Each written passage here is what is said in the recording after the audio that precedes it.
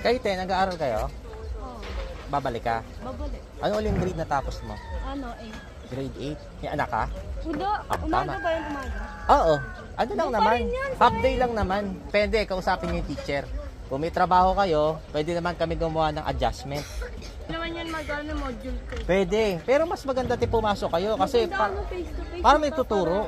Another day, another mapping tayo. Tara, teleport na tayo sa San Mateo. Dito nga pala tayo sa migit ng bayan, malapit sa ilog at palengke. Para maghanap uli ng mga learners na gustong magpatuloy sa pag-aaral sa elementary at secondary sa pamamagitan ng ALS. Pinasok namin yung loob-looban. Noong araw daw walang gentong programa ang DepEd. Kaya napakaswerte talaga ng mga kabataan ngayon. Nagkamali ka man o nagkaroon ka ng problema ay makakapagpatuloy ka pa rin sa pag-aaral at magkakaroon ng diploma.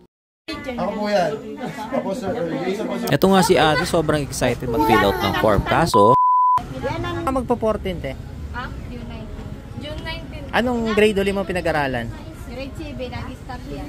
kapag ganito yung edad, hindi namin tinatanggap. Kasi ang requirement sa ALS, kapag elementary, dapat 12 pataas. Kapag junior high school naman, dapat 16 pataas. So we highly encourage na magbalik sa formal school. Mas maganda yon. Anyway, baka may mga katanungan pa kayo tungkol sa ALS ay huwag kayong mahiyang mag-comment o mag-PM. Shoutout nga pala sa mga co-teachers ko sa ALS na napakasipag.